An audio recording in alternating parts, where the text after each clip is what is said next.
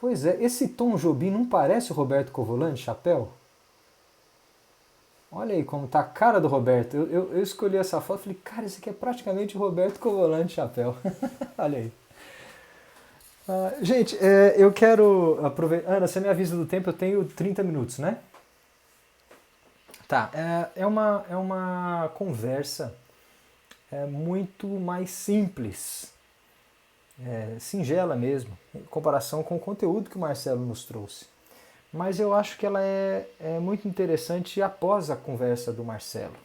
Primeiro, o que eu quero falar para vocês, esse samba de uma nota só, ou a monotonia na interação entre fé e ciência, vem aí com um tom de aconselhamento, sabe? Eu quero compartilhar alguns conselhos com base na minha própria experiência, né? Conselhos práticos que eu creio que aqueles que queiram podem utilizar hoje mesmo, amanhã cedo. Tem um pouco de desabafo, né? Tem um pouco aí de um tom de desabafo, mas é uma reflexão pastoral. Então eu falo aí para irmãos na fé, e principalmente para pessoas que participam de grupo local, que já estão há algum tempo envolvidos ou querendo se envolver, interessados pela interação entre fé e ciência,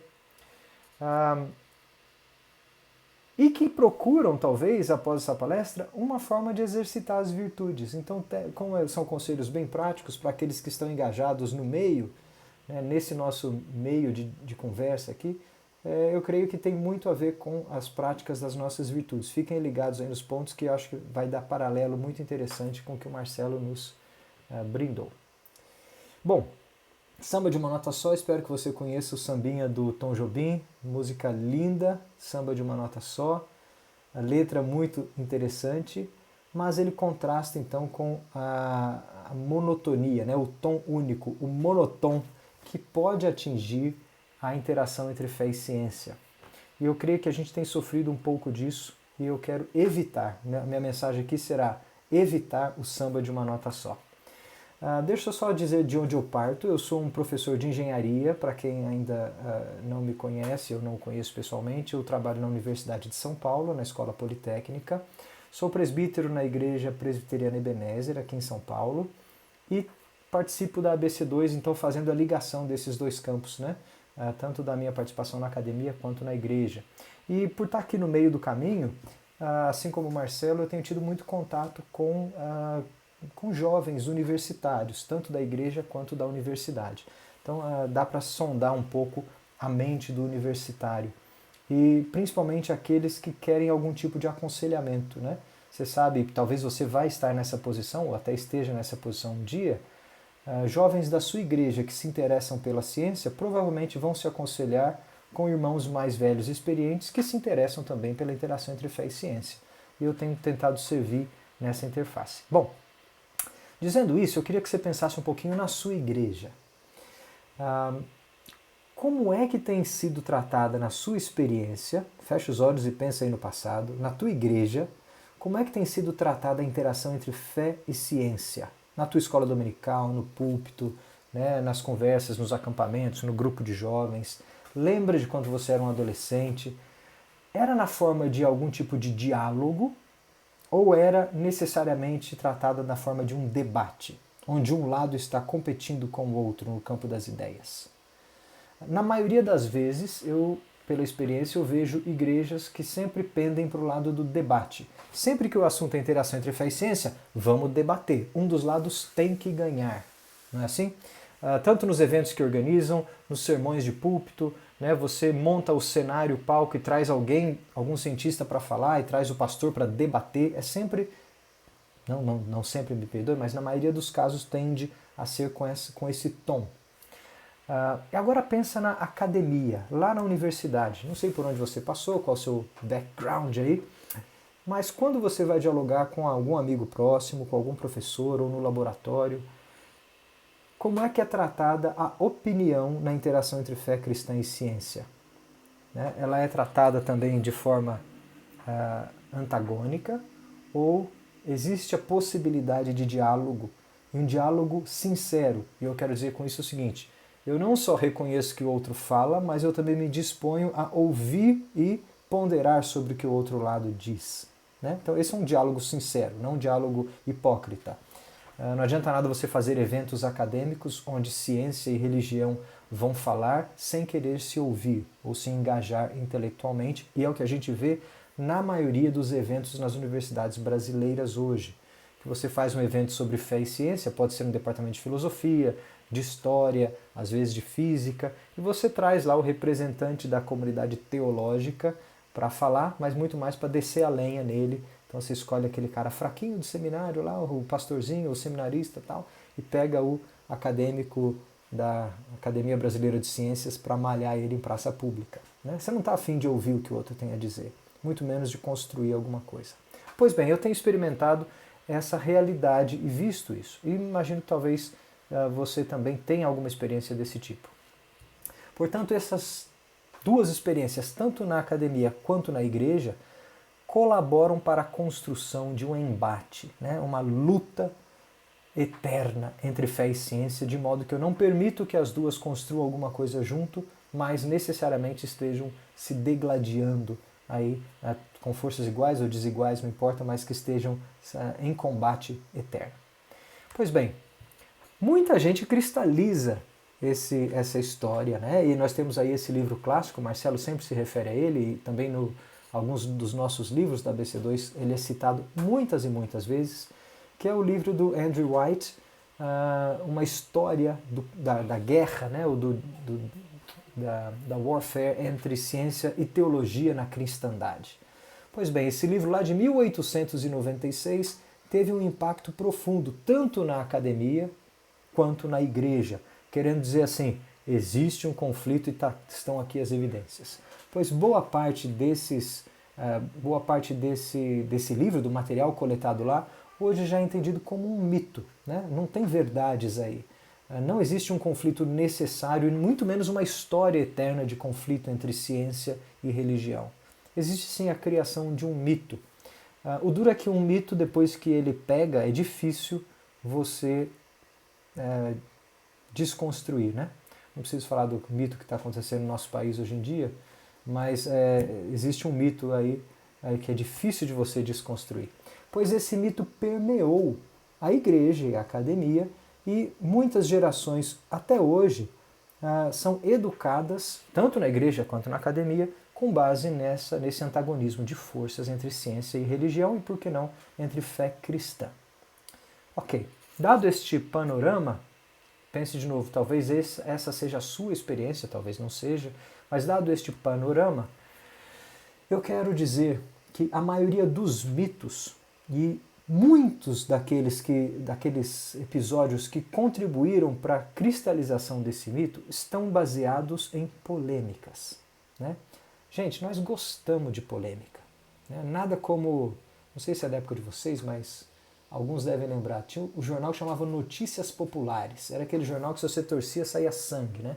Só tinha coisa ruim, só tinha polêmica, só tinha desastre. E vendia. Eu lembro no colégio, a gente saía na hora do recreio para comprar o Notícias Populares para ver as tragédias que tinha, porque todo mundo quer ver desastre, tragédia, coisa polêmica, né? Não tinha internet naquela época, então você tinha que ir atrás de Notícias Populares, que graças a Deus não existe mais. Mas todo mundo é atraído por polêmicas. Mas o meu ponto hoje é o seguinte, ponto fundamental, na interação entre fé e ciência, existe muito mais do que apenas polêmicas. Fé e ciência a interação entre fé e ciência não vive apenas se alimentando de polêmicas, como alguns querem manter, sustentar ou cristalizaram em mitos antigos. Tem muito mais. E aí eu comparo as polêmicas entre fé cristã e ciência a um iceberg que está flutuando no meio do oceano. E eu estou chamando a pontinha do iceberg aqui, ó, a parte que está para fora da água, como as polêmicas. Esses são os pontos polêmicos. São os pontos que nós vemos, né? Que nós enxergamos facilmente. Mas, meu caro, assim como num iceberg, 70% do seu volume está debaixo d'água. Só 30% dele aparece para fora d'água. E eu uso essa ilustração para dizer, você só enxerga as polêmicas num primeiro momento, quando você pensa na interação entre fé e ciência. Mas existe muito mais coisa debaixo d'água. Muito mais coisa. E eu vou dizer, o que está debaixo d'água é de fato aquilo que interessa, que importa, é o mais importante. Claro, se você parar para pensar quais são os pontos polêmicos da nossa geração ou do momento, ou até por um certo tempo já na interação entre fé e ciência, muito provavelmente você vai cair em dois. Né? Teoria cosmológica e teoria biológica, ou Big Bang e teoria da evolução. Quando você fala fé e ciência, a única coisa que aparece na cabeça de alguns, ou de muitos até no Brasil, é Big Bang e evolução. Concordo? Eu imagino que sim. Talvez você tenha se interessado pelo assunto de fé cristã e ciência porque você teve uma dúvida ou foi instigado ou até provocado por uma dessas polêmicas. E são polêmicas verdadeiras, genuínas, elas existem mesmo. Ninguém pode negar que são dois assuntos interessantes, polêmicos e que aparecem para todo mundo. Portanto, eu coloco eles lá na ponta do iceberg. Eles estão para fora d'água. Mas justamente eles não estão lá no fundo e, na minha opinião, eles não compõem aquilo que é mais fundamental, mais interessante ou até mais importante na interação entre religião e ciência. Vamos lembrar de algumas outras polêmicas recentes. Lembra lá em 2013, quando apareceu a partícula de Deus, ou a partícula Deus, né? O bóson de Higgs, tá aí o professor Higgs. Todo mundo falava, tá aí, agora a ciência achou a partícula que apaga Deus, que não requer mais Deus na jogada. Não tinha nada a ver. Partícula de Deus com eliminar Deus, era uma partícula relacionada com força gravitacional, blá, blá. Não importa. Importa que era uma oportunidade para o Notícias Populares trazer à tona mais uma polêmica entre fé e ciência. Você volta no tempo, lá nos Estados Unidos, né, o famoso julgamento de Scopes, tá lá, 1925, bastante tempo atrás, mas vamos fazer desse escândalo jurídico, né, da educação aqui, dessa fraqueza momentânea, uma polêmica. E aí a gente constrói em cima das polêmicas. Volta mais um pouquinho. Lá no debate na Universidade de Oxford, 1870, né? Huxley e Wilberforce, os dois lá debatendo sobre teoria da evolução. Até hoje você lê aí os históricos dizendo quem ganhou, quem perdeu, né? Quem saiu ofendido, e a polêmica de novo sendo revivida mais uma vez. E volta mais um tempo atrás, por que não a grande polêmica de 1633, a condenação de Galileu Galilei, né? Mais uma grande, ou talvez a maior das polêmicas na interação entre fé cristã e ciência. Não importa qual seja a polêmica, nós temos visto na história que os eventos mais marcantes ou até mais memoráveis estão habitando no topo do iceberg.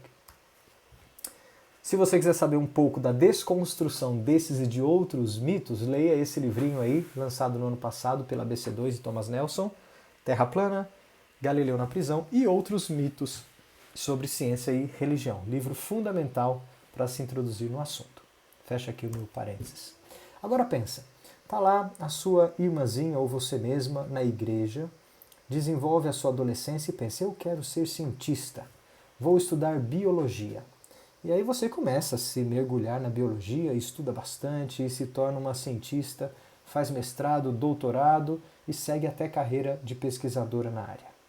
O seu irmão, na mesma igreja, que também é um servo de Cristo e serve na mesma igreja, também quer se tornar um cientista. Ele foi atraído pela cosmologia ou astronomia. E, claro que eu sou de Varginha, então eu tenho que colocar um ETzinho aí, né? Afinal de contas, ETs existem e eu sou prova viva disso. Ele quer estudar astronomia, cosmologia, e ele também professa lá os domingos, está lá fiel na escola dominical, professando a sua fé. E aí esses dois vão ser treinados na universidade no campo das ciências, muito mais do que muitos dos seus irmãos na igreja.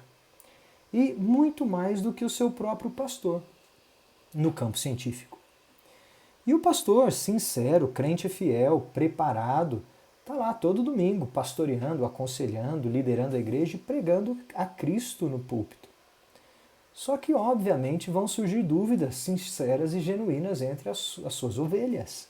E, principalmente, dúvidas na cabeça daqueles que estão lidando com o campo científico sobre a interação entre fé e ciência. Gente, o pastor não teve um treinamento em cosmologia, em biologia, ou seja, qualquer outra área das ciências naturais tão intenso quanto os nossos irmãozinhos tiveram. Portanto, quando surge uma pergunta sincera, genuína, profunda, não é pegadinha, não é gente fazendo pegadinha para pastor, não. É dúvida mesmo. Esse pastor às vezes se vê num conflito. Conflito de ideias. Ele pode não saber como responder e a atitude dele vai ter grande impacto na vida do jovem e também da sua igreja. Porque ele pode falar assim: meu filho, mexe com isso não, isso aí vai te afastar da tua fé. Isso aí é coisa do diabo, mexe com ciência não. Esquece, abafa essa tua pergunta porque não é uma dúvida sincera ou genuína. Ou ele pode falar assim: não, eu tenho uma resposta para você, sem conhecimento de causa, sem preparo. Ele pode tirar uma resposta da cartola de algum livro que ele leu no passado e até uma resposta mal informada ou mal formulada, por exemplo, do livro do White ou de algum livro dessa linha, e oferecer uma resposta equivocada para o Joãozinho que está aí perguntando. Ou ele pode ser sincero e falar o seguinte: Joãozinho, nessa área, meu irmão, eu não consigo te pastorear, eu não consigo te aconselhar, nós precisamos buscar ajuda. Precisamos buscar ajuda de alguém que se aprofundou mais na interface entre fé e religião. Ou entre ciência e... fé e religião, não, falei ao contrário. Entre fé e ciência, ou entre fé, ciência e teologia, por exemplo. Então, algumas respostas são possíveis e a gente tem que ficar atento para quais respostas têm sido apresentadas na nossa igreja e quais respostas talvez você, que tem algum ministério, alguma posição de influência no aconselhamento da tua igreja, tenha oferecido. Claro, eu fiz aqui um exagero, uma caricatura disso acontecendo dentro da igreja, mas isso pode estar acontecendo dentro da tua família. Ou quando um pai responde uma pergunta de um filho. Né? Quando uma pessoa do teu grupo local chega no teu grupo pela primeira vez, teu grupo da BC2, com perguntas genuínas que talvez já tenha resolvido no passado, mas qual tem sido a sua atitude em responder essas perguntas? E, para completar essa parte, muito provavelmente essas grandes perguntas estarão relacionadas às polêmicas. Provavelmente vai ser alguma pergunta cabeluda sobre teoria da evolução, sobre Big Bang, né, ou sobre alguma coisa correlata da biologia ou da cosmologia. Por isso, meus irmãos, a recomendação é a de Efésios 4,16, onde todo o corpo, ajustado e unido pelo auxílio de todas as juntas, cresce e edifica-se a si mesmo em amor. Nós precisamos de juntas bem treinadas, bem funcionais, que consigam ajudar na edificação do corpo de Cristo em amor. E talvez você tenha um chamado para ser uma dessas juntas aí, para trabalhar nessa interface. Pois bem, vamos voltar para o nosso iceberg aqui. A maioria das pessoas é atraída pelos pontos polêmicos, isso é natural, ok? O que eu quero dizer é que não é errado ter perguntas genuínas ou ser atraído pelas polêmicas, muito menos evolução ou Big Bang. O que eu quero alertar é que existe algo mais profundo, tem mais coisa lá embaixo. Você não deve ficar apenas na superfície. Porém, eu reconheço que as polêmicas servem como isca. Por quê? Porque elas são evidentes, elas são instigantes, elas provocam, né? Elas são assuntos do momento. Elas exibem fraqueza de uns, arrogância de outros, não importa. Mas elas são atratores para o assunto. Então, se você lida com esse assunto na tua igreja, no teu grupo, aprenda que existem polêmicas, mas aprenda a usar as polêmicas como isca para fisgar o peixinho e levá-lo para as profundezas. Gente, a polêmica serve como isca, mas você não deve habitar na superfície. Assim que você fisgou alguém pelas polêmicas, leva para baixo, mostra que existe mais coisa lá embaixo. Como provavelmente você está conhecendo participando de um grupo da BC2, que não fala só de evolução ou de Big Bang. Talvez raramente você ouve falar exclusivamente desses assuntos no seu grupo. Tem muito mais coisa. Olha a palestra do Marcelo sobre virtudes, olha a palestra do Guilherme de ontem, olha a maioria do material que a BC2 disponibiliza na internet e você vai ver que não é só de evolução e Big Bang que vive a interação entre ciência e religião. Portanto, use bem a isca, mas lembre-se que existe coisa lá no fundo. Nós temos que afundar, tem que levar para as águas geladas da parte de baixo do iceberg. Portanto, pastor ou líder, ou você que está num grupo, ajude as pessoas a fazerem as perguntas corretas. Muitas vezes elas vêm com perguntas mal formuladas, com perguntas não sinceras, né, como pegadinhas, ou até sem saber como articular sua própria dúvida. Ajude-as a formular suas dúvidas, porque muito provavelmente foram as suas dúvidas no passado também. Segundo conselho, ajude as pessoas a avaliarem as respostas corretamente, porque ela pode receber aí N respostas diferentes. Como que ela avalia aquela que satisfaz, que faz sentido, que tem, satisfaz os rigores, tanto da boa prática da fé, quanto da boa prática da ciência? E busque ajuda sempre que necessário. Olha aí a cientista no meio dos dois. Talvez a dúvida do adolescente para o seu pastor requeira a intervenção de um membro de igreja, que não é o pastor, mas pode ser um Roberto Covolan, pode ser o Marcelo na tua igreja local, pode ser a Ana, pode ser o Pipe, pode ser alguém que está mais próximo da interação entre fé e ciência do que o seu pastor. Pode ser você. Talvez você esteja sendo treinado e chamado para esse ministério pastoral na interface. Então fique atento, porque pode ter um chamado ministerial aí.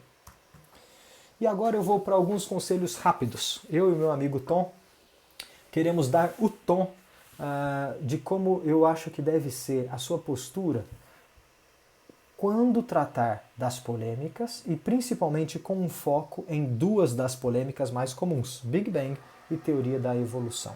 Eu vou passar rapidamente por alguns conselhos nos próximos minutinhos aí para a gente encerrar essa palestra de hoje. Então olha só, primeiro conselho, repare como eles estão relacionados com o que o Marcelo falou antes. Seja humilde e amoroso. Você está no seio da igreja, no corpo de Cristo. Você está lá para edificar o corpo. Seja humilde e seja, sobretudo, amoroso. Tem gente lá que não vai ter a mesma bagagem intelectual que você, não teve as mesmas experiências de vida, nem instrução na igreja, muito menos na universidade. Tem gente lá que não passou pelas mesmas dúvidas que você passou. Não tem as coisas já bem resolvidas. É preciso tratar com amor, reconhecendo a necessidade da edificação do corpo. Tem gente que vai ter opiniões contrárias à tua. Talvez seja até arredio a alguma resposta, mas você tem que deixar o amor vencer, prevalecer. E seja humilde quanto ao seu conhecimento. Se você adquiriu conhecimento nessa área, use-o com amor dispensado ao longo do tempo. Não é para descarregar conhecimento de uma vez só, porque isso afugenta e não atrai aquele que está em dúvida. Então seja humilde. Vocês já viram esse gráfico aqui, ó? O efeito Dunning-Kruger? Ele relaciona, olha aqui, no eixo vertical, a autoconfiança da pessoa, o quanto ela confia em si mesma, e no eixo horizontal, a quantidade de conhecimento que ela tem numa determinada área. Funciona mais ou menos assim, ó. Quando você não conhece nada, você não tem confiança nenhuma, ou seja, não sei nada do que se trata. Depois que você estuda um pouquinho, sabe aquele pouquinho? Você lê 1 ou 2 livros, ou você faz um curso de verão, ou você faz um EAD, você fala, cara, eu sei tudo desse assunto. Pode vir com as perguntas aí que eu já estou matando, estou resolvendo, matando no peito, a tua confiança vai lá para cima. Aí você começa a estudar o assunto um pouquinho mais, talvez você vai para a graduação, lá em biologia, você fala, peraí, o negócio é mais complicado do que eu imaginava. Até que você chega no posto do desespero aqui, ó, que você vai fazer o teu mestrado, aí você percebe, eu nunca vou entender essa bagaça, eu nunca vou entender isso daqui direito. Mas talvez quando você chegar lá no teu doutorado, você vai dizer assim, peraí, agora está começando a fazer sentido. E na tua maturidade, quando você tiver uns 50 aninhos de idade, né, tiver passado pelas experiências da vida, você vai falar, cara, confia em mim que o troço é complicado. Pois bem, eu creio que isso é verdade em várias áreas, apesar de ser uma pesquisa que não tem crédito nenhuma, porque foi um prêmio Ig Nobel de 2000, né, que é o antagonista do prêmio Nobel, é o prêmio das pesquisas inúteis, mas ela tem um fundinho de verdade. E muita gente se acha dona de todo o conhecimento porque leu 1 ou 2 livros. E às vezes você vai conversar com alguém que está lá na frente, tipo um Polkinghorne, um Alistair McGrath, um Marcelo Cabral, e o cara fala assim, cara, vai com calma, o negócio é complicado, você não vai resolver tudo na primeira leitura que você fizer. nem nas 5 primeiras reuniões do grupo da BC2. Vai com calma. Isso é verdade nesse assunto, principalmente nos temas polêmicos e de interação entre fé e ciência. Eu vejo esse fenômeno sendo verdadeiro. Outro conselho: estude, estude e estude, de preferência nessa ordem. Você tem que estudar muito, meu caro. Seja humilde naquilo que você conhece, mas busque informação. Olha aí a academia ABC2, os cursos, a comunidade intelectual que está se formando nesse assunto. Se você quer se preparar tanto para seu próprio benefício quanto para abençoar outros pastoreando nessa área, é preciso estudar. Tem que estudar. Não dá para ler 1 ou 2 livros e assistir um documentário no YouTube para achar que você está respondendo todas as perguntas. Porque estudar significa variedade também. Então, amplie o seu horizonte de ideias. Crie a tal da visão periférica no assunto. Talvez você tenha sido criado numa única igreja, numa única escola dominical, com um único pastor por 15 anos da sua vida. Talvez até chegar na universidade você nunca ouviu uma opinião diferente em algum campo da interação entre fé e ciência. Tem um oceano lá fora e você ainda vive dentro de um aquário. Então, primeira coisa, perceba que existe muita amplitude de conhecimento e que talvez você não conheça ou não tenha nem noção de quão amplo é este horizonte. Então, primeira coisa, tome noção da amplitude do horizonte, das suas ideias, e veja onde você se localiza. Por exemplo, na sua área de especialização. Se for biologia, dá uma olhada no que existe. Se for cosmologia, veja quão amplas são as ideias nesse horizonte. Não fique fechado na sua tradição ou na sua história, ok? Abra, bata suas asas como esse peixinho que tem asas aí, né? Obrigado por enxergar as asas nele. Mas voe desse aquário e caia no oceano. Outro conselho: reconheça as fronteiras do conhecimento. Primeira coisa, quando você está lidando com um assunto que está na fronteira do conhecimento, é reconhecer que é um assunto em desenvolvimento. Na interação entre fé e ciência, ainda existem assuntos que estão na fronteira do conhecimento. Né? Claro, já tem muita opinião formada, mas tem ano a ano coisas novas aparecendo, seja em interpretação bíblica, seja em conhecimento da genética, seja em fósseis que aparecem. Tem muita coisa que aparece nova no nosso tempo de vida. Então, primeiro, se você reconhecer que você está num assunto que é fronteira do conhecimento, vai com calma, porque as opiniões estão sendo construídas. Okay? E muito dos assuntos polêmicos que chegam a você agora são justamente polêmicos porque estão na fronteira do conhecimento. Então, vai com cautela e reconheça que o avanço é feito gradualmente, tanto pela comunidade científica quanto pela comunidade teológica. As duas com seus empreendimentos humanos próprios, empurrando essa fronteira na direção do desconhecido. Bom? Então, primeira coisa, reconheça que tem coisa a ser descoberta. Estude então também outras áreas, outros autores. Não se feche no seu mundinho ouvindo apenas aquilo que você quer, o que você já conhece. Se você quer amplitude de visão, conhecer o que é novidade, você tem que estudar necessariamente áreas ortogonais, visões distintas sobre o mesmo assunto, assuntos distintos que se completam ou que usam a mesma metodologia para se articularem. Né? Então você vai usar, por exemplo, uma forma de abordar um assunto na interface entre fé e ciência. A mesma metodologia usada para abordar um assunto na biologia pode ser replicada para abordar um assunto na engenharia ou na tecnologia. São assuntos distintos, ortogonais, mas a metodologia é a mesma. Você ganha em riqueza ouvindo e lendo outras áreas.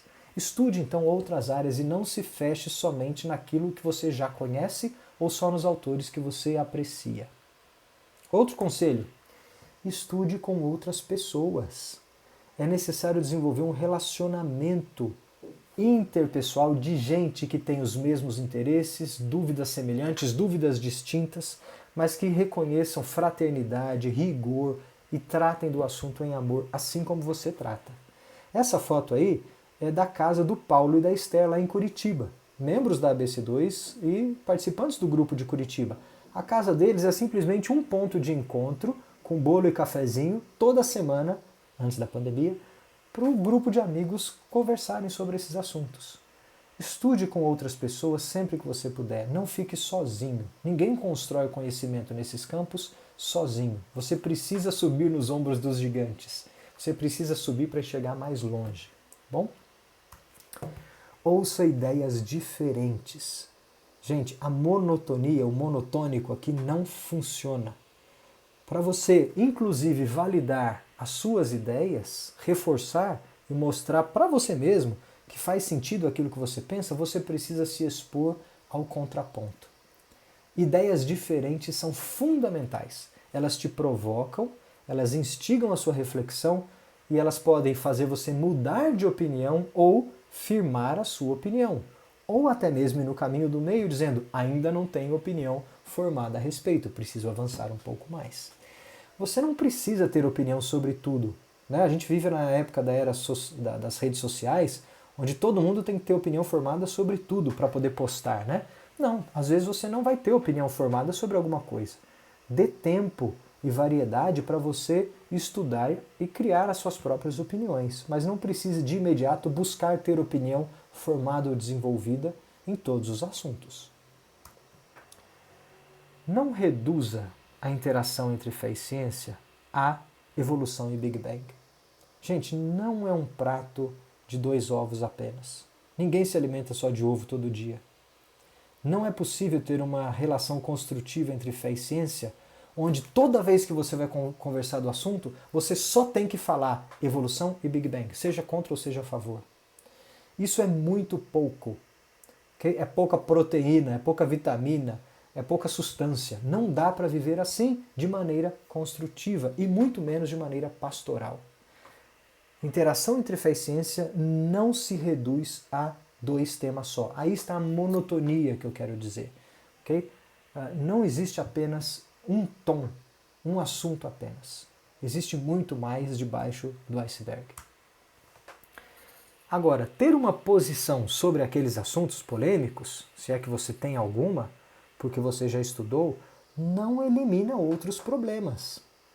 Pense bem, se a sua posição dá conta de resolver todos os problemas, porque eu vejo que na maioria dos casos, principalmente nos polêmicos, que são fronteira de conhecimento, alguma posição ainda deixa aberto muitos outros problemas ou outras portas que precisarão ser fechadas.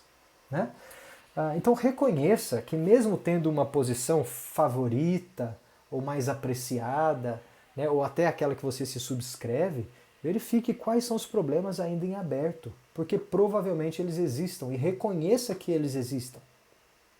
Faça esse exercício, seja sincero consigo mesmo, e veja que mesmo tendo uma posição, seja em evolução, seja em Big Bang, ou nessa interface polêmica, pode ter ainda muita coisa sem solução para você mesmo. Todos nós temos pontas para aparar nessa interface. Principalmente quando o assunto é fronteira do conhecimento e principalmente quanto menos a gente conhece, quanto mais à esquerda do gráfico você está. Sempre tem uma pontinha para parar. Por quê? Porque não dá conta de resolver todos os problemas. Nós não damos conta de resolver todos os problemas com modelos, sejam eles científicos ou teológicos, ou com teorias científicas e doutrinas religiosas. Elas são modelos de uma realidade maior, muito mais complexa, que nos explicam algumas coisas de fato verdadeiras e muito importantes. Mas elas não dão conta de explicar absolutamente tudo, ou de resolver todos os problemas. Se a teoria desse conta de resolver toda a realidade, ela teria que ser tão grande ou tão complexa quanto a própria realidade. É igual um mapa, que para dar conta de responder todos os detalhes da sua vizinhança tem que ser tão grande quanto a própria vizinhança, e não um modelo simplificado. A ciência e a teologia não funcionam assim. Nós sempre teremos pontas para aparar, porque nós estamos fazendo modelos de aproximações sucessivas nos 2 campos. Okay? Então, fique esperto, porque você vai ter que cortar uma ponta dupla aqui ou ali, você vai ter que rever o que você pensa, você vai ter que estar aberto a outras opiniões de ajuste da sua própria visão. Eu sei, Ana, que eu já estourei, mas eu vou continuar aqui nos conselhos que já estão acabando. Gente, esse assunto, essa interface, principalmente evolução e Big Bang, não é a coisa mais importante. E a interação entre fé e ciência nunca foi a coisa mais importante da sua vida cristã. Agostinho já dizia, tem coisa mais importante do que ficar habitando nessa interface apenas. Você precisa buscar aquilo que de fato constrói as virtudes do seu coração e que transforma o seu coração à imagem de Cristo. Isso é o mais importante. Se interação entre fé e ciência fosse a coisa mais importante da vida, coitado daqueles que não têm instrução científica para poder discutir ou habitar nessa interface. Isso não é o mais importante, então não faça disso a razão da sua vida e muito menos a razão da sua fé. Não suporte a sua fé sobre este assunto e muito menos sobre os pontos polêmicos. Outro conselho: construa sobre fundações sólidas. Gente, é preciso entender o que está debaixo do iceberg, os 70%, que suporta os 30% fora d'água. Não queira construir polêmicas sobre fundações frágeis na interação entre fé e ciência. Quando você entende como ciência se constrói, o método, como o conhecimento é adquirido, como que ela se valida e se corrige, quando você conhece como teologia é construída e a palavra de Deus é entendida, depois que a revelação nos é entregue e interpretada, você começa a ter bases mais sólidas. E aí aquelas coisas que aparecem lá em cima têm aonde se apoiar. Agora, se você vive da polêmica lá do andar de cima, se der uma tremidinha embaixo, desaba toda a construção. Então não viva em fundações frágeis. E de novo, tem muito mais debaixo da linha d'água. O que está debaixo da linha d'água é conversa para outro dia, porque a minha palestrinha é mini aqui na conferência. Mas um dia a gente conversa do que é que eu acho, eu pessoalmente, Gustavo, que de fato está debaixo da linha d'água. Bom, mas saiba que existe mais coisa lá embaixo que não apenas as polêmicas. E eu quero dar um exemplo aqui. Isso aqui é uma foto da minha parede, que está aqui na minha frente. Esses post-its aí são títulos de livros que eu recomendo para leitura na interação entre fé e ciência. Todos eles em português e a maioria publicada pela BC2. E eu tenho aqui um roteiro, onde eu recomendaria para uma pessoa se introduzir no assunto de fé e ciência. Né? Por onde que eu começo? O que eu leio primeiro? Quem vem depois? Como é que eu construo o conhecimento gradual se eu nunca li nada no assunto? A minha recomendação está surgindo aqui, eu ainda estou ensaiando e pensando muito bem, mas já começa a surgir alguma coisa agora. Dessa gama toda de livros em português, muitos da nossa série, só esses em vermelho aqui embaixo que são dedicados à teoria da evolução, por exemplo. E aqueles outros 3 lá em cima tocam no assunto en passant, mas não são dedicados à teoria da evolução ou à sua interação com fé. Portanto, não é só disso, e muito menos isso não domina o que existe disponível para você, e na minha percepção está lá embaixo na ponta. Não é nem aquilo mais importante ou central que está aí na linha de centro do meu progresso de leitura, que eu sugeriria ou recomendaria a alguém. Portanto, mergulhar no que está mais profundo, para mim, é justamente fazer esse caminho e não viver apenas da leitura das polêmicas que estão nas bordas. Portanto, não se alimente apenas de polêmicas. É preciso sustância. Você tem que sair das polêmicas. Tem que ir em busca de uma refeição mais rica. Né? Construa bases, estou falando agora de bases fisiológicas, aí para você poder crescer nessa interface entre fé e ciência. E não queira se alimentar só de ovo frito todo dia. Porque não é só disso que a gente vive. Não é disso que o seu pensamento vai se estruturar. Agora, não viva também para alimentar as polêmicas. Porque tem gente que, além de se alimentar das polêmicas, também gosta de botar lenha na fogueira, para que elas continuem polêmicas e valorizem aquilo que ele pensa e aquela área que ele estuda e mostre que, de fato, a interação entre fé e ciência é aquilo que ele entende ou como ele enxerga. Não alimente essas polêmicas, ou não viva para isso. Mostre que elas são iscas e são polêmicas, mas tem que levar a pessoa para aquilo que realmente importa. Então não viva ou não alimente polêmicas nesse assunto. Muito menos faça dessas polêmicas a sua bandeira. Tem gente que vai pegar um assunto lá de cima e vai querer viver para ele. Vai fazer o seguinte: o objetivo da minha vida é fazer com que todos os cristãos no mundo se convertam à minha interpretação de Gênesis, ou à minha visão cosmológica. Vai fazer disso a sua bandeira, que às vezes está mais à frente ou é chacoalhada mais alto do que o próprio Evangelho, a bandeira de Cristo. Gente, a sua fé não é para ser vivida em função dessas bandeiras. São assuntos para alguns, na fronteira do conhecimento, que não são os mais importantes e não fazem parte daquilo que é essencial para a sua salvação. Mas são genuinamente interessantes e nos convidam, obviamente, para discutirmos e construirmos sobre eles, sem dúvida. Mas não faça deles a sua bandeira. Você não vai viver para isso. Você não vive para ser um debatedor e um convencedor de que aquela posição específica da interpretação de cosmologia, por exemplo, de Big Bang, é a correta. Não, aguenta aí. Não faça disso a razão da sua vida e nem a razão da sua fé. Resumindo, meus irmãos, o que é que eu quero dizer com essa palestra? Interação entre fé e ciência não é um samba de uma nota só. Tem muitas outras teclas para você compor a sua sinfonia. O Tom Jobim consegue fazer uma música maravilhosa tocando apenas uma notinha no piano. Mas não é disso que vive a interação entre fé e ciência. Ela não é monotônica. E a gente precisa expandir e, de maneira sincera e pastoral, abrir os olhos para a pluralidade, para as cores, para os sons que existem aí e não apenas na monotonia que muitas vezes nós somos imersos. Talvez você tenha entrado por causa dessa nota do piano, mas não fique apenas nela. Conheça o seu teclado, vai para as profundezas. Eu não sei qual mais outra analogia eu usei aqui, mas saia da monotonia na interação entre fé e ciência. E para terminar, talvez você já conheça essa pesquisa do Barna Group, eu costumo referenciá-la muitas vezes, mas ela fez uma análise aí na igreja, né, mostrando que 3 em cada 5 jovens abandonam a igreja e alguns abandonam a fé na transição para a vida universitária, né, nessa faixa aí dos 15 aos 18 anos. 3 em cada 5 jovens abandonam a igreja nessa faixa etária.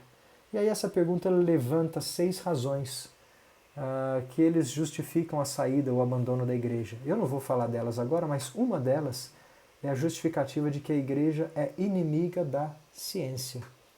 E eu tenho a impressão que entre outros motivos, essa justificativa aparece ainda porque o que essas jovens conhecem de ciência e fé está na superfície do iceberg.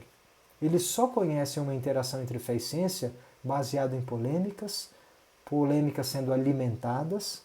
Eles conhecem apenas o samba de uma nota só, eles conhecem apenas um prato de ovo frito todos os dias, e a única coisa que eles viram na interação entre fé e ciência ao longo de toda a sua infância e juventude, talvez tenha sido uma polêmica mal explicada ou maltratada no seio da igreja. Aí é fácil falar que a minha igreja é inimiga da ciência.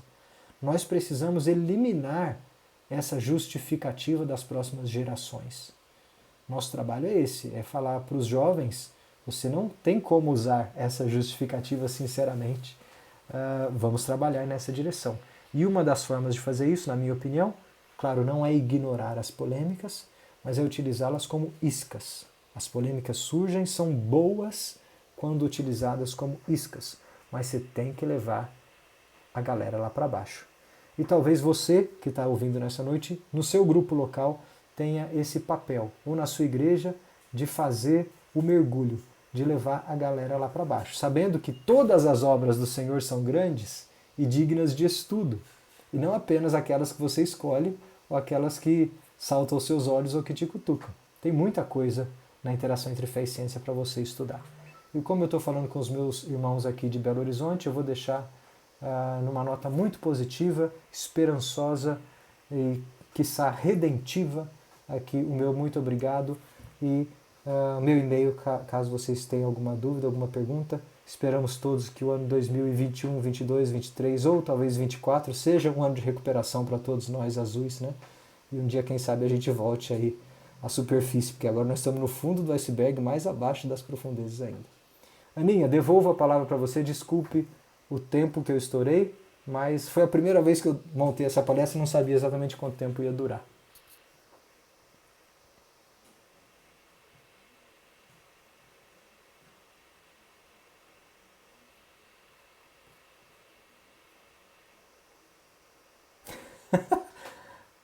Não dá, sabe por quê? Se você quiser saber o que está ali por debaixo, começa a ler os livros da ABC2, aqueles que um dia a gente talvez... O Marcelo deve falar disso no Basics. Quer saber o que está lá embaixo? Vai estar no Basics. O fundamento que faz tudo sustentar é o básico, e raramente a gente começa alguma coisa pelo básico. A gente começa por onde a gente se interessa, na verdade. Então, mas tem muita coisa ali debaixo. E um dia talvez a gente consiga falar disso com mais tempo.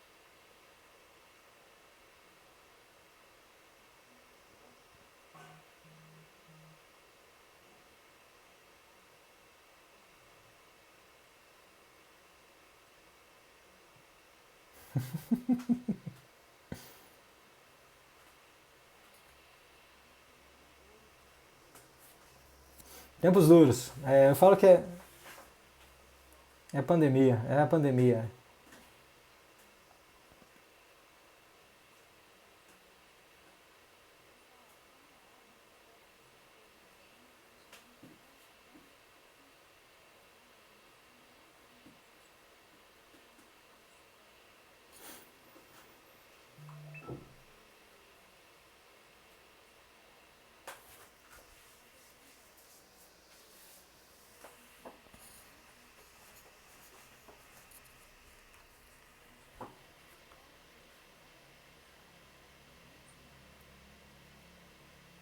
Tá, assim, de novo, eu acho que o que é mais necessário é aquilo que é mais fundamental, né? Fundamental no sentido de ser os fundamentos para alguma coisa que vem acima. Ah,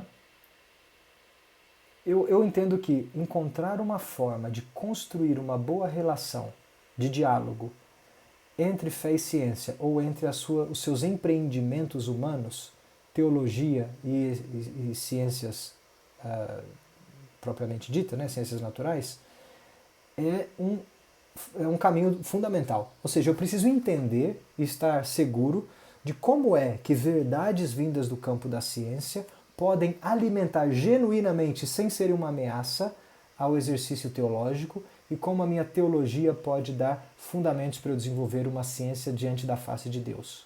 Isso aí é a essência. Como é que você faz isso? É difícil fazer isso. Onde que você tem que mexer? Quais concessões você tem que fazer? Né? Quais aspectos doutrinários você tem que cutucar ali para aceitar uma coisa dessa? Mas para mim isso é fundamental. Por exemplo, uma ilustração disso é a analogia dos dois livros da Revelação. Né? Entender a analogia é uma coisa, agora viver a analogia dos dois livros, reconhecer que de fato verdades científicas são genuínas verdades do Senhor, poxa, isso aí é outro salto. Você tem que viver isso daí na prática. Então, para mim, esses assuntos estão aí no meio, estão no cerne, né?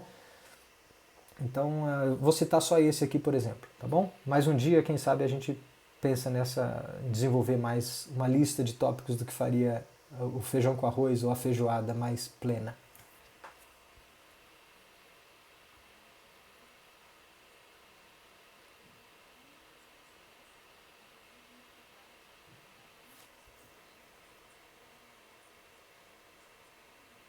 Estou trabalhando nela, Vou mandar um Diana, ainda não prometo imediatamente, sabe por quê? Eu ainda tenho. Eu quero só não só montar uma lista de livros, mas eu queria montar uma sequência, sabe? Do tipo, você nunca leu nada? Que caminho você segue? Claro, é a minha opinião, mas eu tô fechando ainda. A lista não convergiu para uma. Cada dia eu mudo um pouquinho aqui, eu lembro de um negócio de um livro, mudo ele de lugar. Um dia essa lista vai sair, espero que, se a pandemia continuar, nesse semestre ainda.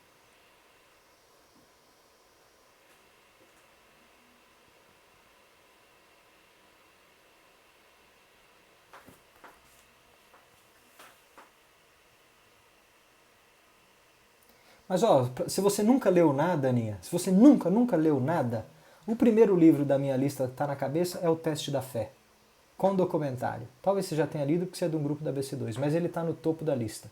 E o segundo lugar ali para mim é um livro do Pedro Lucas Dulce que chama Inteligência para quê? Livrinho curtinho. Então começa por esses dois, eu começaria por aí.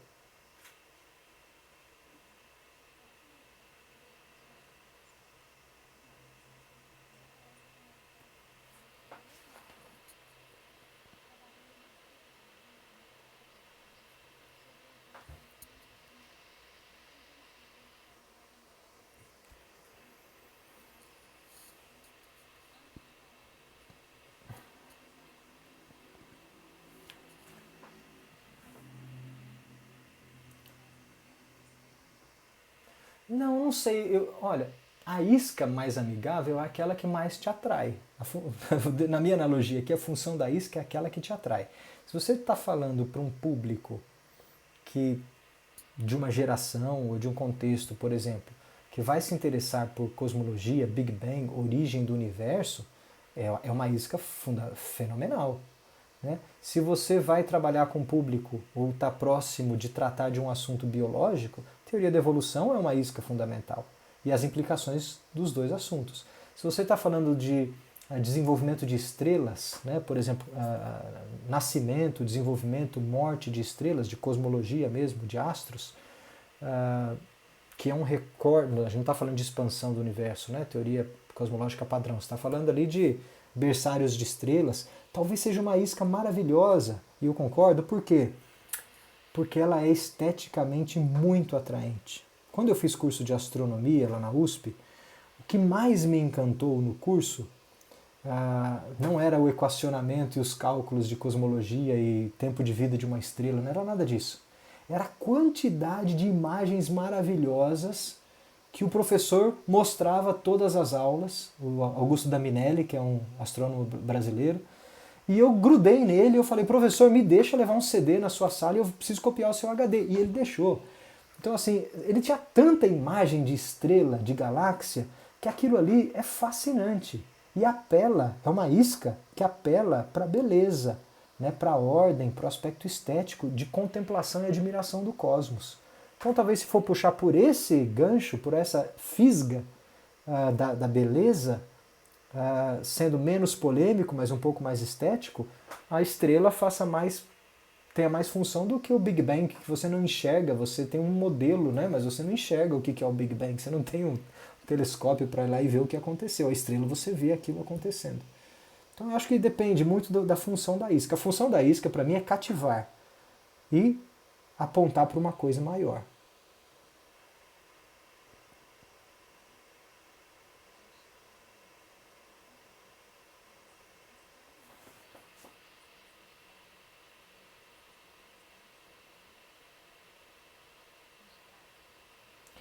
Ah, não, claro, tem níveis distintos de engajamento na interação entre fé e ciência. De novo, não é um assunto para todo mundo. Assim como os outros recortes da nossa realidade não são do seu interesse, talvez. Né? Por exemplo, você se interessa para a interação entre fé e assistência social? Talvez você se interesse, talvez não. Mas talvez você se interesse. Eu vou tirar a imagem do Cruzeiro, tá, gente? Eu sei que tem gente ofendida aqui. Tá bom, desculpa. Vou deixar o moto da VC2. Mas talvez você se interesse para esse assunto de fé e ciência porque você tem um chamado, uma vocação, uma aptidão, um interesse nessa área. Agora, tem gente com interesse em ciência que não é necessariamente um cientista profissional ou alguém qualificado, né, educado na ciência. E isso é bom porque nos próprios grupos da ABC2 você tem gente que nunca fez uma faculdade, um curso de ciências naturais, mas tem um interesse por divulgação científica, né, porque gostava não de ler um journal, um periódico acadêmico, porque gostava de ler Super Interessante, Globo Ciência. Né? Isso é genuíno, isso é bom e a gente tem que explorar isso sim. Só que entenda que o nível de engajamento vai ser diferente. Cuidado então, porque não é um assunto para todo mundo, mas é um assunto que serve e interessa a muita gente.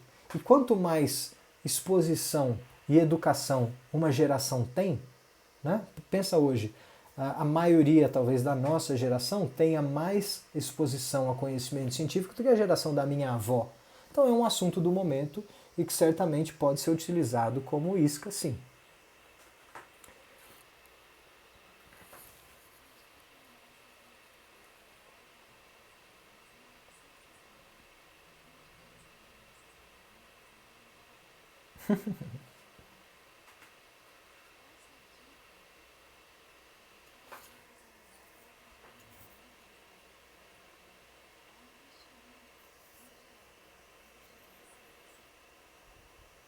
Não sei se entendi bem, mas vamos ver só. Atrair os líderes.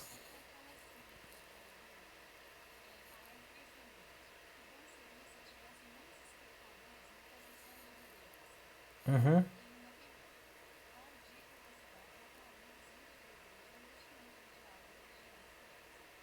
Eu vejo assim, ó, vamos pensar que os líderes da igreja também precisam ser educados, e o Marcelo trabalha muito nisso.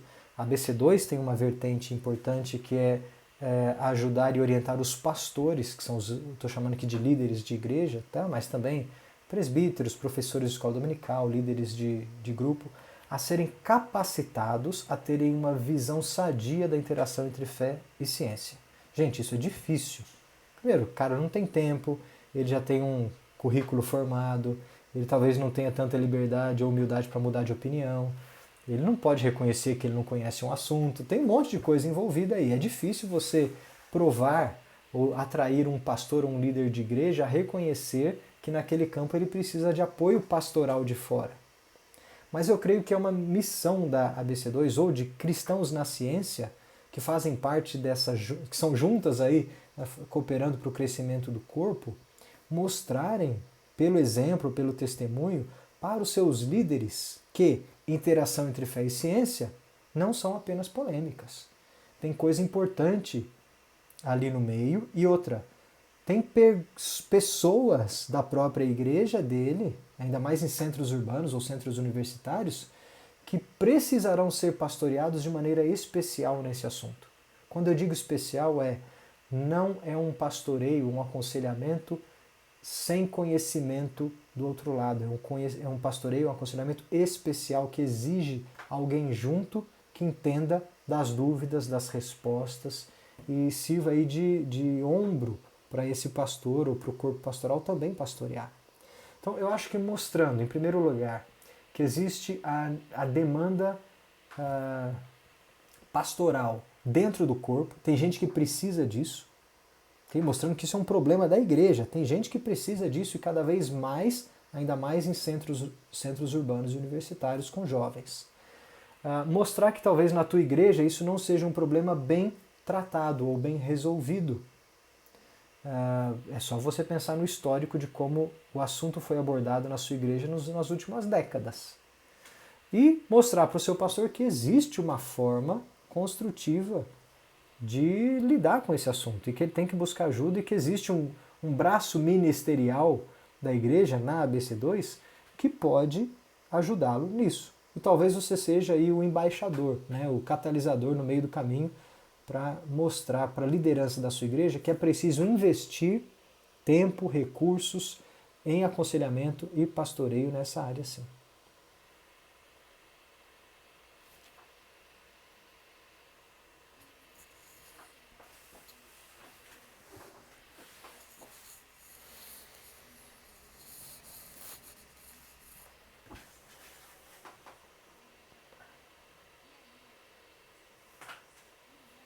Hum. 1:52. Vamos pegar ali 21, quase no meio. Só para você ter trabalho de contar, Ana.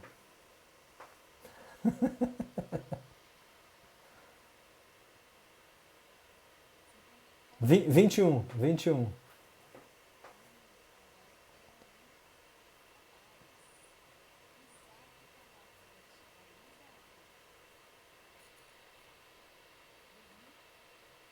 Tá aí, ó. Estou sim. Chegou a mensagem dele por último aí.